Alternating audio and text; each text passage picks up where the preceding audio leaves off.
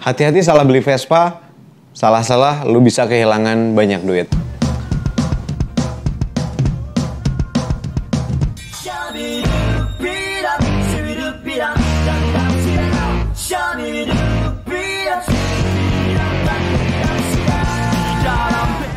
Oke, selamat malam teman-teman Vespa antusias. Selamat datang. Hari ini masih ketemu bareng gue Jack dari Vespa Pora. Dan kali ini kita ada di workshop sekaligus galeri dan garasi sederhana kita dari Vespa Pora yang lokasinya di sekitaran Kopo, Margahayu Permai. Jadi buat lu yang kebetulan mungkin warawiri, boleh mampir ke sini pengen lihat unit-unit yang kece atau pengen ngopi, sharing dan lain sebagainya, kita open banget. Nah, dari beberapa waktu terakhir udah mulai ada teman-teman yang menanyakan gimana tips and tricks khususnya bagi para teman-teman yang memang baru banget pengen megang Vespa gitu ya. Gimana caranya mereka dapat atau milih Vespa terbaik. Pada saat lu membeli kendaraan apapun itu, cuman kali ini yang kita bahas adalah Vespa, tentu lu bakal mendapatkan minimal 2 surat, yaitu antara BPKB dan STNK. Nah, mengenai poin masalah keabsahan itu, jadi di dalam 2 surat ini kurang lebih terdapat informasi yang sama mengenai model dari Vespa itu sendiri, mengenai tahun pembuatan, nomor polisi, nomor rangka, nomor mesin, dan lain-lain. Perihal model ataupun nomor polisi, gua rasa itu udah bakal selalu lu cek. Nah, selanjutnya adalah nomor rangka dan nomor mesin. Lu perhatiin dulu dari kedua surat ini supaya kedua datanya akurat. Setelah 2 data tadi lu rasa akurat, nah selanjutnya lu cukup pegang 1 surat saja. Dalam hal ini yang gue pegang adalah STNK. Di tahap ini adalah lu mesti lakuin perbandingan, yaitu data-data yang ada di STNK harus sama dengan data-data yang ada di unit fisik kendaraan yang bakal lu pinang. Nah, balik lagi ke poin tadi yang mengenai gue minta lu bandingin data yang ada di STNK dan di unitnya. Kita khususnya sorotin di masalah nomor rangka dan nomor mesin. Berhubung ini kendaraan yang sudah relatif tua, seharusnya kita bisa memakai logika bahwa contohnya dalam konteks ini yang gua bicarain adalah nomor rangka. Nomor rangka itu kan diketok ya dari pabriknya ya. Karena ini usianya sudah cukup tua, seharusnya nomor rangka ini secara fontnya atau bentuk hurufnya, ketajamannya dia nggak terlalu tajam. Jadi dia mungkin di pinggiran-pinggiran hurufnya itu udah mulai agak sedikit gundul, wajar karena termakan usia itu tadi ya, entah berupa karat mungkin, ataukah pada saat ngecat dia kena amplas dan sebagainya gitu ya. Selain nomor rangkanya harus sama di unit tersebut, tadi font udah, lalu lu mesti perhatiin juga di, misalkan di sini letak nomor rangkanya, lu perhatiin juga di area sekitarnya. Jadi pada beberapa kasus, terutama yang kita bicarain adalah Vespa, adalah ada beberapa orang yang mungkin pernah mengganti bodinya. Jadi mungkin nomor rangkanya sih asli, bukan ketokan gitu ya, bukan buatan. Tetapi contohnya pada kasus misalkan orang ini punya suatu Vespa dan unitnya udah terlalu rusak segala macam ya, entah dipakai kecelakaan mungkin atau keropos dan lain-lain dan nggak bisa dibenerin. Kadang mereka beli bodi yang baru dari unit yang lain dan nomor rangka dari yang aslinya ini, dari unit yang bawaan, dia potong lalu tempelin ke bodi yang baru. Tetapi tentu karena pada proses penempelan nomor rangka ini pada unit ini seperti kasus yang tadi menggunakan proses las, ya seharusnya itu bisa kelihatan pakai mata gitu ya. Cuman ada sedikit tips di sini bahwa oke, kalau itu dilihat dari luar, lalu dia setelah tempel dan ditempel dilapisi dempul gitu ya potongannya dan di cover dengan cat, itu agak sulit ya, agak sulit dilihat. Lu coba masuk ke area belakangnya Vespa, jadi dari kolong, dari arah ban lu lihat, let's say bodinya seperti ini gitu ya, ini ban gitu ya, lu lihat dari arah sini. Kalau bodi dari bagian luar kan dia aman-aman saja ya, karena tertutup dempul, cat dan lain sebagainya. Coba lu lihat dari kolong, di sekitaran dekat area nomor rangka itu ada potongan nggak? Ada bekas lasan nggak? Kalau memang di situ terdapat bekas lasan, ada kemungkinan itu merupakan nomor rangka tempelan.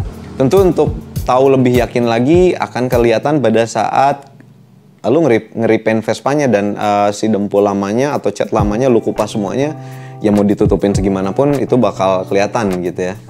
Lalu selanjutnya pada nomor mesin, secara letak dia semua unit Vespa itu lokasinya sama pada sasis utamanya Vespa. Nanti kita coba tunjukin ke bawah. Sama juga halnya seperti nomor rangka, dia seharusnya tidak terlalu tajam mungkin gitu ya. Setelah lu perhatiin semua keabsahan tersebut, yaitu pada poin ke-1. Sekarang kita mulai masuk ke area body. Nah, yang dipertimbangkan dari area body ini terdapat beberapa poin. 1, dia keoriginalitasan, ataupun 2 adalah keadaan body itu sendiri. Lalu mesti perhatiin beberapa ciri fisik. Kita mulai dari stang dulu. Jadi kalau ini stang original, seharusnya di dalam sini ada beberapa kode ya, kode cetak dari unit tersebut. Perihal kodenya apa, itu tergantung dari model unitnya itu sendiri.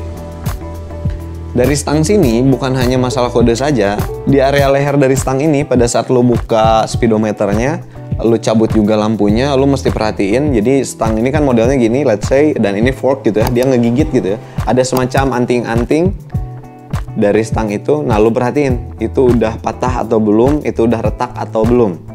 Lalu selanjutnya lu perhatiin di bodi bagian depan, apakah kiri dan kanan simetris, apakah ada las-lasan di sekitaran sini. Lalu lu mulai masuk juga ke area spakbor. Nah, pada area spakbor ini mungkin ini agak cenderung umum gitu ya. Jadi mungkin kendaraannya pernah nabrak atau segala macam, spakbornya rusak, lalu digantilah oleh pemiliknya. Namun karena orangnya ini nggak nemu spakbor yang original, mungkin dia ganti dengan spakbor lokal yang ada di pasaran.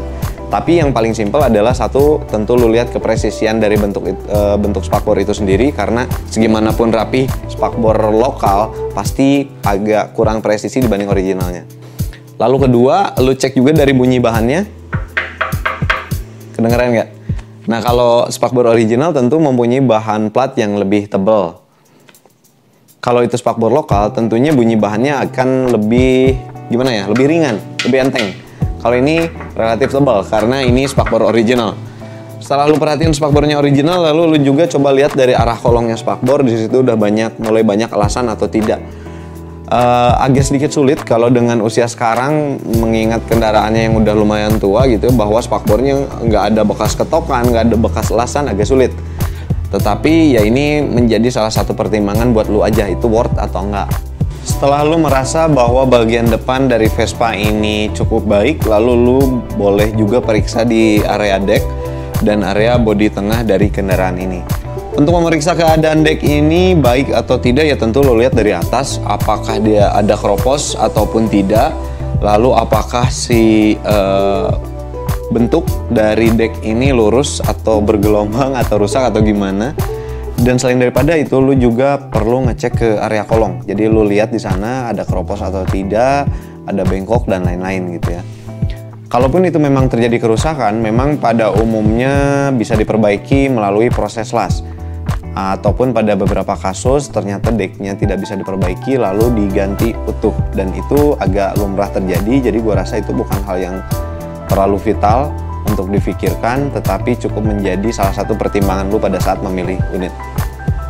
Setelah lu memastikan bahwa bagian tengah daripada Vespa ini dalam keadaan baik, yaitu tadi yang seperti gua bahas bagian deck, maka selanjutnya pada bagian bodi yang belum kita bahas, seharusnya yang perlu kita pertimbangkan adalah yang kurang lebih sama, yaitu apakah terdapat keropos atau tidak, sudah terdapat perbaikan yang terlalu buruk atau tidak sebelumnya. Lalu kalaupun kita harus memperbaiki, kurang lebih diperlukan budget seperti apa dan hasilnya akan seperti apa. Nah, pada bodi bagian sebelah sini seharusnya seperti area bagian tepung ini mempunyai hal yang perlu diperhatikan mirip dengan bagian spakbor, yaitu dari bunyi juga lu bisa perhatiin selain daripada tingkat kepresisiannya. Sebetulnya pada bagian tengah sini jarang terjadi keropos. Yang mungkin agak terjadi pada beberapa kasus adalah keropos di bagian sini ya, area bawah daripada jok ini, khususnya bagian belakang. Jadi tepatnya adalah di mana posisi shockbreaker itu nahan bodi gitu. Karena balik lagi ini adalah faktor usia pada beberapa unit, maka biasanya ada saja yang pernah diperbaiki di area sini. Apakah dia sudah keropos terlalu tua, lalu shockbreakernya tembus ke atas contohnya, maka di situ sudah terdapat perbaikan, dan ini sedikit lumrah terjadi. Lalu selanjutnya kita bakal masuk ke hal ketiga yang perlu diperhatikan, yaitu area mesin. Berbicara sektor mesin, gua rasa memerlukan video tersendiri karena cenderung agak luas, tetapi pada kali ini yang gue bahas adalah ciri paling gampang dari poin ketiga ya. Kita ngecek ciri Vespa supaya lo bisa dapat unit terbaik. Gue cuma bagi beberapa hint yang gampang buat lo pelajarin gitu. tentunya yang pertama lu lihat adalah kebersihan dari mesin ini sendiri. Apakah itu bukan yang gua maksud adalah bukan karena kotor debu gitu ya. Yang gue maksud bersih di sini apakah dia mempunyai kebocoran oli ataukah basah di bagian crankcase, di bagian casingnya mesin itu sendiri dan lain-lain. Termasuk apakah kipasnya ini. Oke, sekarang salah satu ciri dari mesin yang sehat adalah pada unit ini dimana yang digunakan adalah masih menggunakan karburator Vespa. Jadi lu cek area sini, ini di lubang sini ya ada semacam pipa, dari situ tempat keluarnya bensin.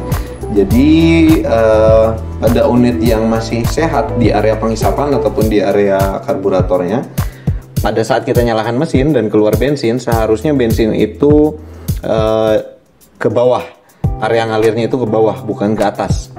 Kita untuk lebih gampangnya sekarang gue coba nyalain mesinnya ya.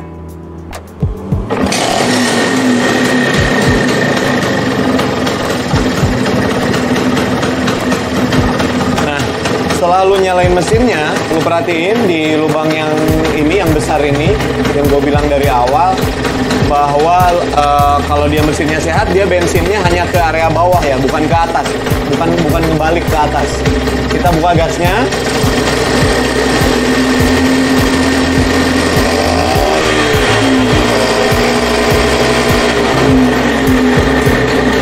Ini adalah ciri unit yang mempunyai sistem penghisapan ataupun sistem karburator yang masih sehat.